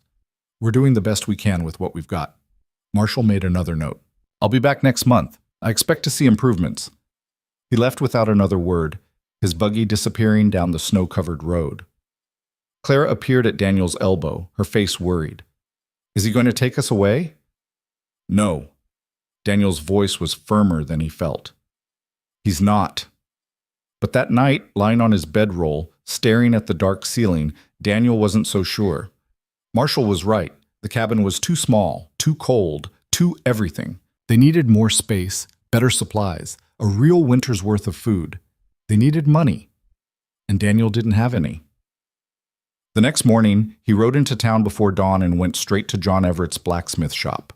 The big man was already at work, his hammer ringing against the anvil, sparks flying in the dim light. "Mercer," Everett set down his hammer. "Little early for a visit." "I need work." Everett studied him. "You know anything about smithing?" "No, but I can haul, lift, whatever you need. Pays not much." "I don't need much, just enough to get through the winter." Everett nodded slowly. "All right, you can start today." Daniel worked at the smithy 3 days a week, hauling coal, working the bellows, doing whatever Everett asked. The work was brutal, hot and loud and backbreaking, but it paid $2 a day, and that was enough to buy flour and beans and a little sugar for the kids. On the days he wasn't at the smithy, he worked the ranch, trying to keep things from falling apart completely. Ethan helped, working alongside him without complaint, his young face set with determination. The boy was growing, filling out, his shoulders broadening from the constant labor. Clara took charge of the household with a competence that broke Daniel's heart. She was 11 years old, but she cooked and cleaned and cared for her siblings like a woman twice her age. She never complained, never asked for anything, just kept moving forward with that fierce, quiet strength. Noah was slowly coming out of his shell. He still flinched at loud noises, still watched everything with wary eyes, but he smiled sometimes now, small, tentative smiles that lit up his pale face. He'd started following Ethan around, mimicking his older brother's movements, trying to be helpful. Lily talked more, though mostly still to her doll, but occasionally she'd whisper something to Clara or Noah, her voice soft as breath. She'd started drawing too, using charcoal from the fire to make pictures on scraps of paper, simple images of the cabin, the barn, the 5 of them standing together. Maggie still didn't speak. Daniel watched her, day after day, and felt a helplessness that ate at him. She ate when Clara fed her. She slept when put to bed. She followed simple instructions. But there was no light in her eyes, no spark of the child she must have been before the world had broken her. He didn't know how to reach her. December came, and with it, heavier snows. The temperature dropped so low that the water in the bucket froze solid overnight. Daniel woke one morning to find ice on the inside of the door. They were running low on firewood. He'd chopped and stacked what he could before the snows came, but it wasn't enough. At this rate, they'd run out before January. That afternoon, he took Ethan and headed into the woods with the axe and saw. The snow was knee-deep in places, the air so cold it hurt to breathe. They worked in silence, felling dead trees, cutting them into manageable pieces, stacking them on the sled. Ethan's face was red with cold, his hands clumsy despite the gloves. "You holding up?" Daniel asked. "I'm fine." "You don't have to prove anything." Ethan looked at him, his breath steaming. "Yes, I do." "Why?" "Because if I'm not useful, you'll get rid of me." Daniel stopped mid-swing. "What?" "That's how it works." Ethan's voice was flat. "You keep the ones who can work. The rest get sent away." Daniel set down the axe and walked over to the boy. "Ethan, look at me." Ethan reluctantly met his eyes. "I'm not getting rid of anyone," Daniel said quietly. "Not you. Not any of them. I don't care if you can work or not. You're my son now. That's not something you earn. It's just what you are." Ethan's jaw trembled. "You mean that?" "Yeah, I mean that." The boy nodded slowly, then turned back to the tree they'd been cutting. But Daniel saw the way his shoulders relaxed, just a little. They worked until dusk, loading the sled until it could barely move, then hauled it back to the cabin through the deepening snow. By the time they got home, Daniel's hands were so numb he could barely feel them. Clara had soup waiting, thin but hot, and they ate huddled around the fire. Lily fell asleep with her head on the table. Noah's eyes were drooping. Even Ethan looked exhausted. "Bedtime," Daniel said. Clara gathered the little ones and herded them up the ladder. Ethan followed, moving slowly, his shoulders slumped with fatigue. Daniel sat alone by the fire, trying to warm his frozen hands. He was so tired he could barely think. Every muscle ached, every bone felt like it might snap, but they'd made it through another day. That was something. The second inspection came 2 weeks before Christmas. This time it was a woman named Mrs. Fletcher, gray-haired and stern-faced, with eyes that missed nothing. She walked through the cabin, examining everything, the food stores, the sleeping arrangements, the children's clothes. She asked Clara questions about meals. She watched Noah flinch when she moved too quickly. She tried to get Maggie to speak. Maggie just stared. Mrs. Fletcher made notes on her clipboard, her expression unreadable. "The children appear adequately fed," she said finally. "Their clothing is clean, if worn. The cabin is drafty but functional." She paused. "However, the youngest child's continued mutism is concerning." "She's been through a lot," Daniel said. "I understand. But trauma requires professional intervention. Has she seen a doctor?" Daniel's jaw tightened. "We can't afford a doctor." "That's not an acceptable answer, Mr. Mercer. It's the only one I've got." Mrs. Fletcher's expression softened, just slightly. "There's a physician in Ridgeway who does charity work, Dr. Catherine Barnes. I'll give you her information." She wrote something on a piece of paper and handed it to Daniel. "Take the child to see her," Mrs. Fletcher said. "If she doesn't show improvement by my next visit, I'll have no choice but to recommend further evaluation." She left, and Daniel stood holding the paper, feeling the weight of one more impossible thing pressing down on him. That night, after the kids were asleep, he sat at the table and stared at the name written in Mrs. Fletcher's neat handwriting. Dr. Catherine Barnes, Ridgeway. Ridgeway was 2 days' ride. 2 days there, 2 days back, plus however long the doctor needed. Almost a week, all told. He couldn't leave the other kids alone that long, and he couldn't afford to stop working. But if he didn't take Maggie to see this doctor, they might lose everything. Daniel buried his face in his hands and tried not to scream. The next morning, he went to Mary Colton's farm and explained the situation. Mary listened, her weathered face thoughtful, then nodded. "I'll watch the others while you're gone," she said. "Bring them here. They can sleep in the barn loft. It's warmer than you'd think, and I'll feed them with mine." "Mary, I can't ask you to." "You're not asking. I'm offering." She put her hand on his arm. "Take care of that little girl. The rest will be fine." Daniel's throat tightened. "Thank you." "Don't thank me yet. Just come back safe." 2 days later, Daniel loaded the kids into the wagon and drove them to Mary's farm. Clara looked worried, but she helped get the younger ones settled. Ethan stood apart, his arms crossed, his face shuddered. "I should come with you," he said. "I need you here," Daniel replied, "to look after the others." "Clara can do that." "Clara's 11, you're 13, and you're the oldest boy." Daniel gripped Ethan's shoulder. "I'm trusting you. Can you handle it?" Ethan's jaw tightened, but he nodded. Daniel lifted Maggie into the wagon. She came without resistance, her small body limp and unresponsive. He wrapped her in blankets and climbed up beside her.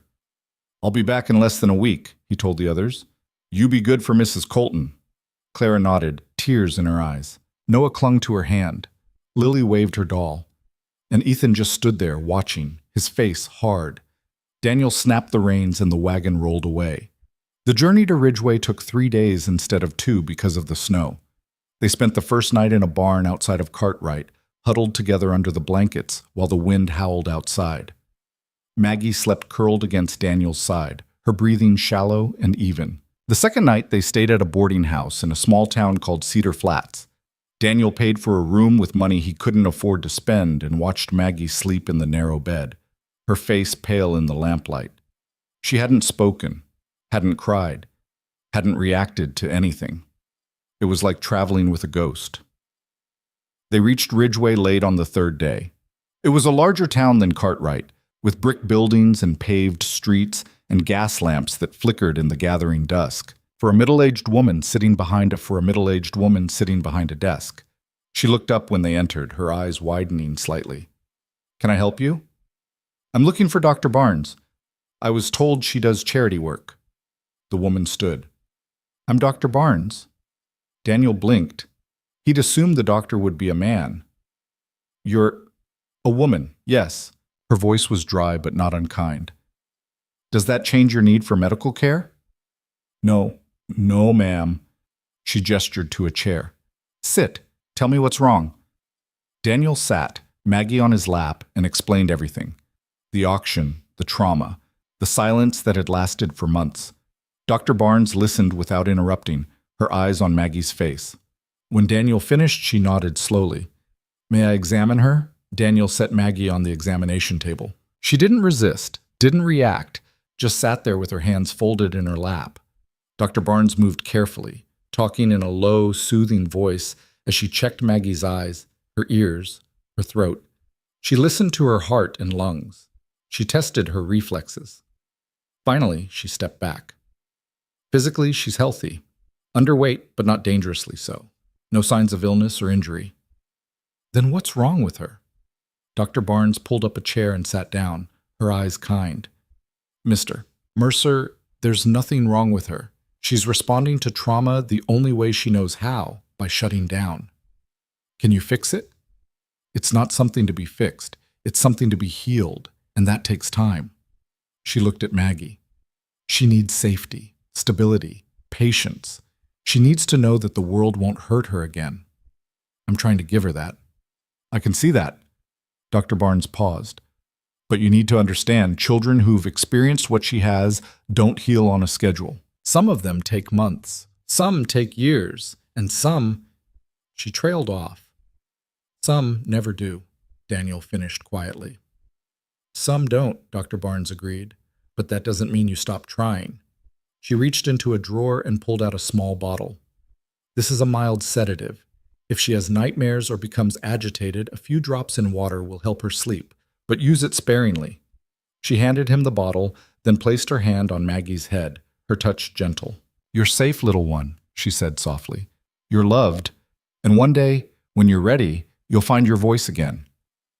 Maggie didn't respond, but for just a moment, Daniel thought he saw something flicker in her eyes. They left Ridgeway the next morning. The journey home was slow, the roads treacherous with ice.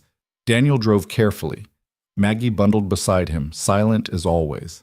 On the last night, they camped in the ruins of an old homestead, huddled together under the wagon while snow fell in thick curtains around them. Daniel built a small fire and heated some beans, spooning them into Maggie's mouth one bite at a time. She chewed mechanically, swallowed, stared into the flames. I don't know how to help you, Daniel said quietly. I don't know what you need, but I'm not giving up on you. You hear me? I'm not giving up. Maggie didn't answer. Daniel pulled her close and held her while the fire burned down and the snow kept falling. They reached Mary Colton's farm just after noon on the 6th day. The other kids came running when they saw the wagon, Clara in the lead, Ethan close behind. Noah and Lily weren't far back. You're home! Clara threw her arms around Daniel as soon as he climbed down. We were so worried. I'm fine, we're both fine. Daniel lifted Maggie down and set her on the ground. She stood there, swaying slightly while the others gathered around. Ethan hung back, his eyes on Daniel's face. Did the doctor help? Some. She said it'll take time. Ethan's jaw tightened, but he nodded. Mary came out of the house, wiping her hands on her apron. Welcome back. You look half frozen.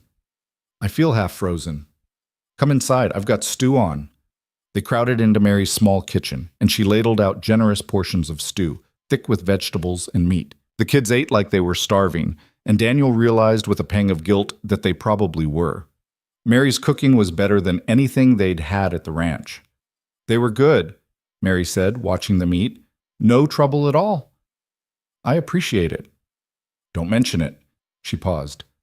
But Daniel, you need help. You can't do this alone. I don't have a choice. Everyone has a choice. Mary's eyes were kind but firm. There are people who want to help. You just have to let them. Daniel didn't know what to say to that. They stayed through the afternoon, warming up, letting the kids play with Mary's children. When the sun started to sink, Daniel loaded them back into the wagon. Thank you, he said to Mary, for everything. Come back any time. She squeezed his hand. You're not alone in this. The ride home was quiet.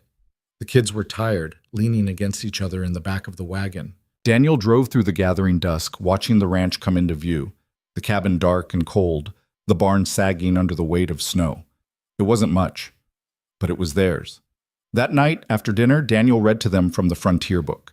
His voice was hoarse with exhaustion, stumbling over words, but the kids didn't complain. They just sat there, listening, their faces turned toward the firelight. When he finished, Clara stood to take the little ones upstairs. But before she climbed the ladder, she turned back. Pa? Daniel's heart skipped. It was the first time she'd called him that. Yeah? I'm glad you came back. His throat tightened. Me too, sweetheart. She smiled, a small tentative thing, and then she was gone. Daniel sat alone by the fire, listening to the kids settle in overhead. He was exhausted, broke, running out of options. But they were together, and somehow that made everything else bearable. Christmas was 2 weeks away. Daniel had no money for gifts, no way to make the day special. But as he sat there in the flickering firelight, an idea began to form. It wasn't much, but it was something. And for this family, something was always enough.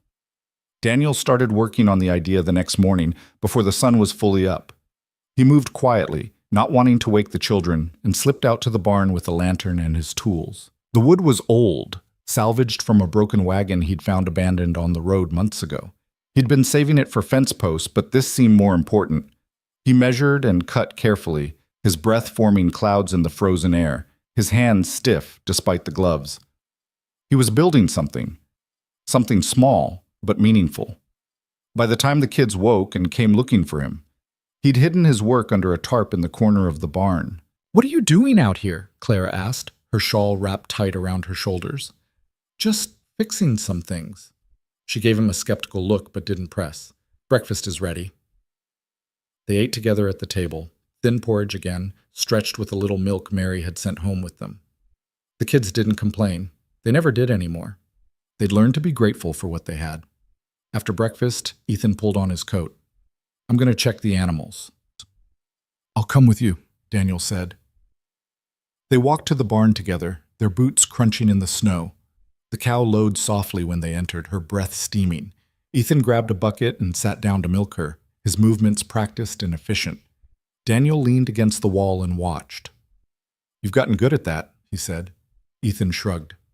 "Had to learn." "You've had to learn a lot of things you shouldn't have had to." The boy's hands paused on the cow's teats. "That's just how life is. Doesn't mean it's fair. Fair doesn't matter." Ethan resumed milking, the rhythmic sound filling the barn. "What matters is surviving." Daniel was quiet for a moment. Then he said, "You don't just have to survive anymore, Ethan. You can live." Ethan didn't answer, but something in his shoulders softened. When the milking was done, they carried the bucket back to the cabin. Clara strained the milk and put it in the cool box, rationing it carefully. Noah was sweeping the floor, his small face serious.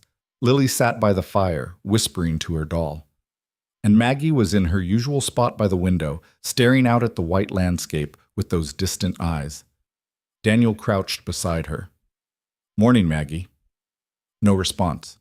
He'd tried everything, talking to her, reading to her, even singing, though he had a terrible voice. Nothing worked. She was locked somewhere deep inside herself, and he didn't have the key. But Dr. Barnes had said to be patient, to give her time. So he sat with her, saying nothing, just being present. After a while, he stood and went back to his work. The days passed in a blur of labor and cold. Daniel worked at the smithy when he could, bringing home every penny to stretch their dwindling supplies. Ethan worked the ranch like a man twice his age, never complaining, never stopping. Clara held the household together with that quiet strength that made Daniel's chest ache. And slowly, carefully, Daniel kept building. He worked on it every night after the kids went to bed, by lamplight in the barn. His hands were clumsy with cold, his eyes burning from fatigue, but he kept going. It had to be perfect, or at least as close to perfect as he could manage. A week before Christmas, Sheriff Aldridge rode up to the ranch. Daniel was in the yard splitting wood, and he straightened when he saw the lawman approach. "Tom," he said warily. "Daniel." Aldridge dismounted, his face serious. "Got a minute?" Daniel set down the axe. "What's wrong?" "Nothing." "Maybe." Aldridge pulled an envelope from his coat. "This came for you. From Judge Harland." Daniel's stomach dropped. He took the envelope with numb fingers and opened it. Inside was a single sheet of paper with neat, precise handwriting. "Mr. Mercer, the county has reviewed the inspection reports filed by Mr. Pemberton, Mrs. Fletcher, and myself. While the children appear adequately cared for, there remain concerns about the long-term sustainability of your current arrangement. I am writing to inform you that the county will conduct a final evaluation on the 1st of February. If conditions have not improved sufficiently by that time, custody will be revoked and the children will be placed in more suitable homes. This is your final notice. Judge Victor Harland. Daniel read it twice, the words blurring. Then he looked at Aldridge. He's not going to let this go, is he? No. Aldridge's voice was quiet. He's not. What does he want? Better furniture? A bigger house? Daniel's voice rose. I'm doing everything I can. I'm working myself to the bone. What more does he expect? I don't know. Aldridge put his hand on Daniel's shoulder. But you've got 6 weeks to figure it out. He mounted his horse and rode away, leaving Daniel standing in the snow with the letter in his hand. That night, Daniel couldn't sleep. He lay on his bedroll, staring at the ceiling, listening to the wind howl outside. 6 weeks. 6 weeks to turn a struggling ranch into something Judge Harland would deem acceptable. It was impossible. He thought about everything he'd already done. The insulation, the firewood, the food stretching, the endless labor. And it still wasn't enough. Maybe it would never be enough. Maybe he'd been fooling himself from the start. The next morning he rode into town before the kids woke and went to Mary Colton's farm. She answered the door in her apron, flour on her hands, and took one look at his face. Come in, she said. He sat at her kitchen table and showed her the letter. She read it slowly, her expression growing grim. 6 weeks, she said. I don't know what to do. Mary set down the letter and looked at him. You fight. I've been fighting.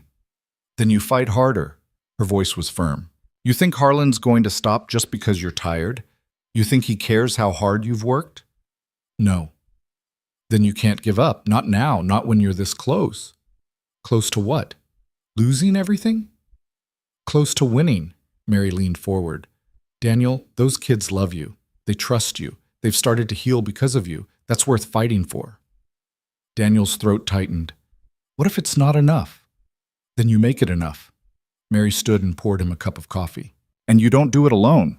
You've got people who want to help. Let them. That afternoon, Daniel went to John Everett's smithy. The big man listened to the situation, then nodded. I'll spread the word. We'll get folks together. For what? A barn raising. Everett's eyes gleamed. If Harlan wants to see improvements, we'll give him improvements. A new barn. Maybe an addition to the cabin. Fix the fences. Whatever it takes. John, I can't pay. Nobody's asking you to pay. Everett clapped him on the shoulder. That's what neighbors do. 2 days later, on a cold Saturday morning, wagons started arriving at the ranch. Daniel stood in the yard, stunned, as people poured out, men with tools, women with baskets of food, even children ready to help. Mary Colton came with her 3 kids. John Everett brought his sons. Elizabeth Pruitt arrived with blankets and supplies. Even Sheriff Aldridge showed up, rolling up his sleeves. What's all this? Clara whispered, standing beside Daniel. I think, Daniel said, his voice rough, it's hope. The men organized quickly, dividing into teams. Some started tearing down the old barn, salvaging what they could. Others began laying the foundation for a new one. A group worked on the cabin, adding a room to the side for the girls, insulating the walls, fixing the roof. The women set up tables and started cooking, huge pots of stew, bread, pies.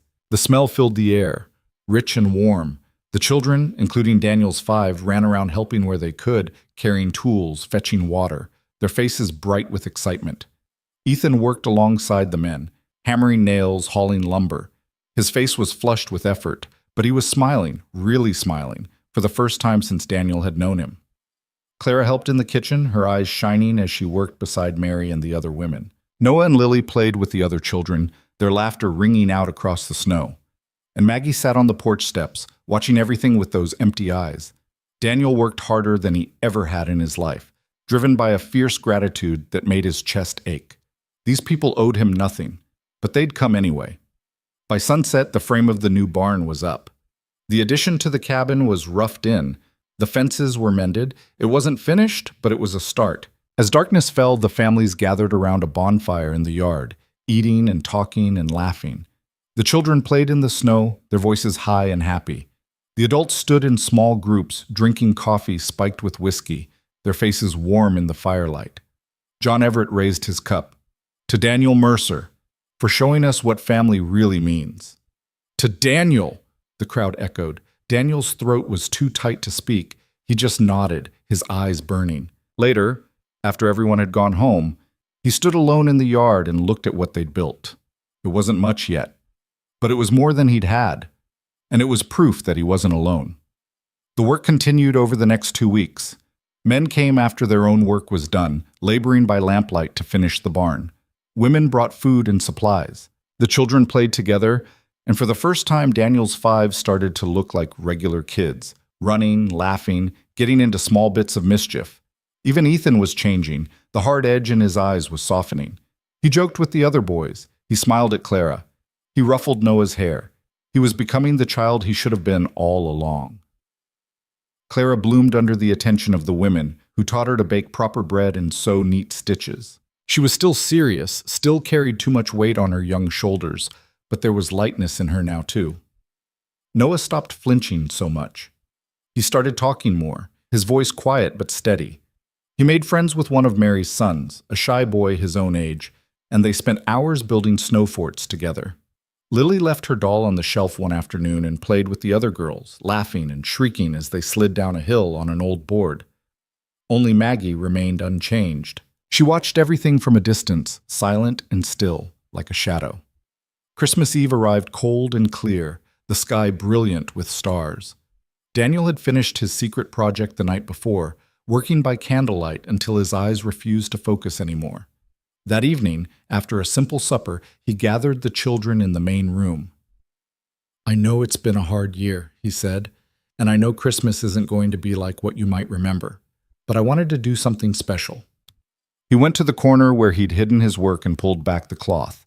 5 small wooden animals sat there, each one carved and sanded smooth. A horse for Ethan, a bird for Clara, a rabbit for Noah, a cat for Lily, and for Maggie, a tiny carved bear, no bigger than her hand. The children stared, their eyes wide. "I made them myself," Daniel said, suddenly self-conscious. "They're not much, but—" Clara threw her arms around him, sobbing. "They're perfect." Ethan picked up the horse, turning it over in his hands.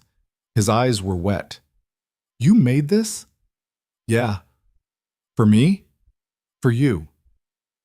Noah clutched the rabbit to his chest. Lily hugged the cat. And slowly, carefully, Daniel picked up the bear and held it out to Maggie. She looked at it. Then, for the first time in months, she moved. Her hand reached out, small and hesitant, and took the bear. She held it close, her fingers tracing the smooth wood. And then, so quietly that Daniel almost missed it, she whispered, "Thank you." The room went silent. Daniel's breath caught. "What did you say?" Maggie looked up at him, and for the first time there was something in her eyes, something alive. "Thank you," she whispered again. Clara gasped. Ethan's mouth fell open. Noah started crying. Daniel dropped to his knees in front of Maggie, his hands shaking. "Can you say something else?" She was quiet for a long moment. Then she said, very softly, "Papa?" Daniel's world tilted. The word was small, barely audible, but it filled the entire cabin. "Say it again," he whispered. "Papa?" Maggie's eyes filled with tears. "Papa." He pulled her into his arms and held her while she cried, deep, wrenching sobs that shook her whole body. The other children crowded around, all of them crying now, holding on to each other and onto Daniel. They stayed like that for a long time, tangled together in the middle of the cabin, while the fire crackled and the stars shone cold and brilliant outside. When the tears finally stopped, Daniel pulled back and looked at them. These 5 children who'd been strangers just a few months ago, who'd become his whole world. "Merry Christmas," he said, his voice rough. "Merry Christmas, Pa," Clara whispered. "Merry Christmas, Papa," Maggie echoed, her voice small but sure. That night they stayed up late, sitting around the fire. Daniel read to them from the frontier book, and for the first time Maggie sat in his lap, her carved bear clutched in one hand, her other hand holding onto his shirt. When he finished reading, Lily asked for a song. Daniel protested that he couldn't sing, but they insisted, so he sang an old trail song his own father had taught him, his voice rough and off-key. The kids didn't care. They sang along, making up words when they didn't know them, their voices filling the cabin with something that sounded like joy. Later, after they'd all gone to bed, Daniel sat alone by the dying fire. He was exhausted, broke, uncertain about what the future held. But he was happy, really, truly happy. The final inspection came on the 1st of February, just as Judge Harlan's letter had promised. Daniel woke early and made sure everything was perfect. The cabin clean, the new room for the girls tidy, the barn freshly swept. When the black carriage rolled up, Judge Harlan stepped out alone. No Pemberton, no Mrs. Fletcher. Just Harlan, tall and imposing in his black coat. He walked through the cabin slowly, examining everything. The new room, the insulated walls, the full pantry, stocked with food from the community. The children's beds, each with their own blanket now. He went to the barn and looked at the sturdy new structure, the mended fences, the healthy animals. Then he came back to the cabin and looked at the children. They stood in a line, holding hands, Clara and Ethan on the ends, Noah and Lily in the middle, and Maggie, standing close to Daniel, her small hand in his. "Margaret," Harlan said, his voice neutral, "I understand you've started speaking again." Maggie nodded. "Can you tell me how you're being treated here?" Maggie looked up at Daniel, then back at Harlan. "Papa takes care of us." "Does he feed you?" "Yes." "Does he keep you warm?" "Yes." "Does he hurt you?" "No." Maggie's voice was firm now. "He loves us." Something flickered across Harlan's face. He looked at Daniel for a long moment, his expression unreadable. Then he pulled out his notebook and wrote something. When he finished, he closed it and tucked it away. "Mr. Mercer," he said quietly, "I came here expecting to find the same inadequate conditions I saw before. I expected to have grounds to remove these children from your care." Daniel's heart stopped. "But I was wrong." Harlan's voice was low. "You've done what I thought was impossible. You've turned this place into a real home. You've given these children stability, safety, and love." He paused. "And they've given you something in return." "What's that?" Daniel asked. "Purpose." Harlan looked at the children, and for just a moment his face softened. "The county's evaluation is complete. Custody is hereby made permanent. These children are legally yours." Daniel couldn't breathe. "What?" "You heard me." Harlan pulled out a document and handed it to Daniel. "Sign this. It's the official guardianship papers." Daniel's hands were shaking so badly he could barely hold the pen. He signed his name at the bottom, the letters barely legible. Harlan took the papers back and nodded. "Congratulations, Mr. Mercer. You're now the legal guardian of 5 children." I don't know what to say." "Don't say anything." Harlan turned to leave, then paused. "Just don't let them down." "I won't." Harlan looked at him, and for the first time there was something like respect in his eyes. "I believe you." He climbed into his carriage and drove away, leaving Daniel standing in the yard with the signed papers in his hand. For a moment, no one moved. Then Clara started crying. Ethan whooped and grabbed Noah, spinning him around. Lily shrieked with joy, and Maggie ran to Daniel and threw her arms around his waist. "We're staying?" she asked, her voice muffled against his coat. "Yeah, sweetheart." Daniel's voice broke. "We're staying. Forever."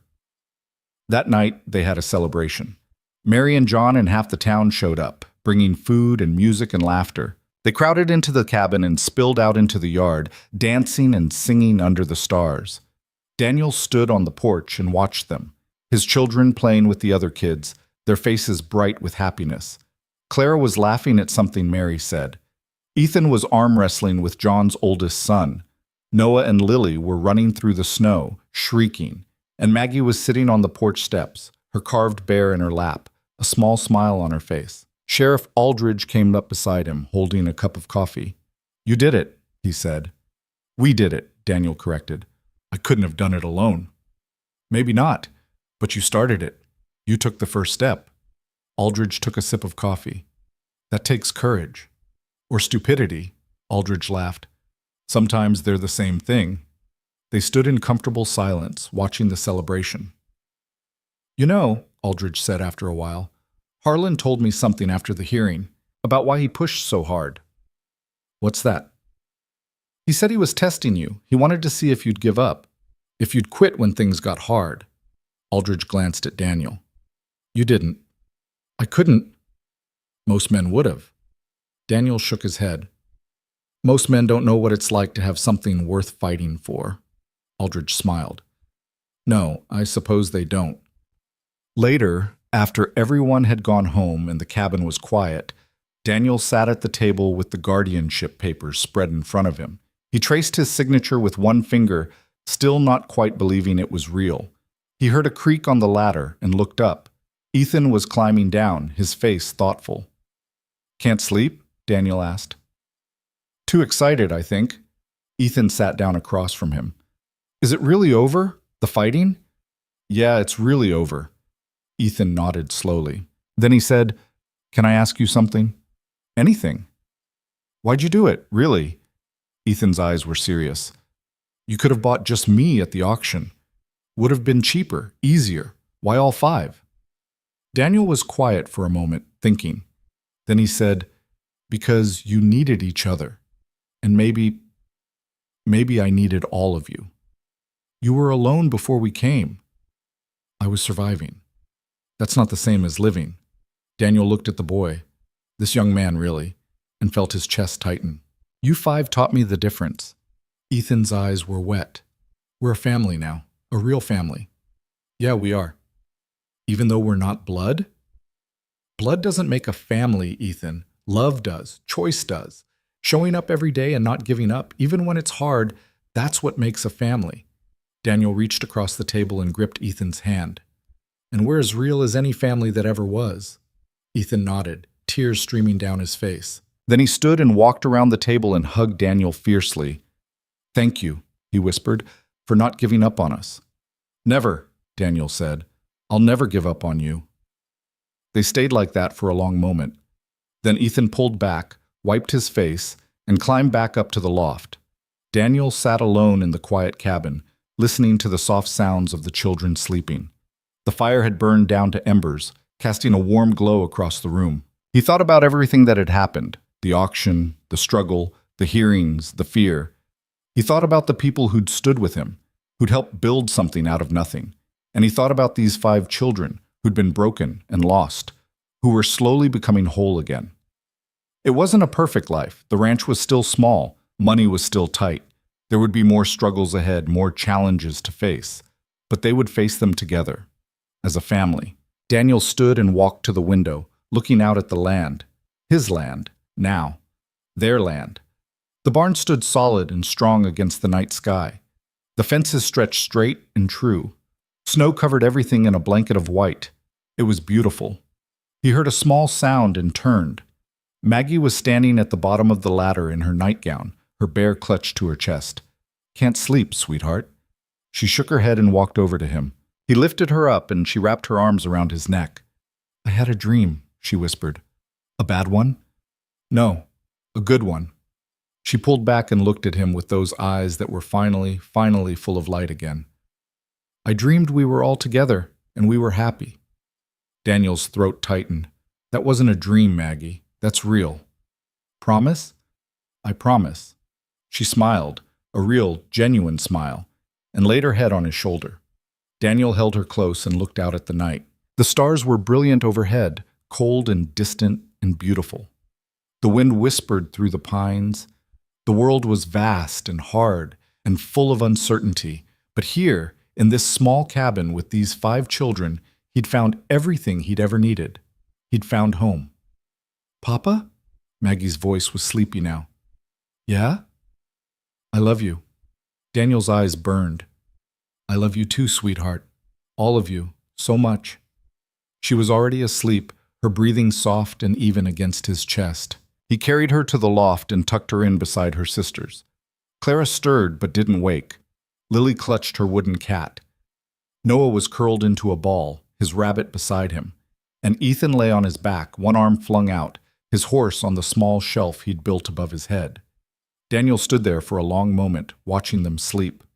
Then he climbed back down, banked the fire, and spread out his bedroll. As he lay down and closed his eyes, he thought about the future. Spring would come eventually.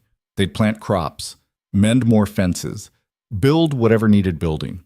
The children would grow. They'd laugh and cry and fight and make up.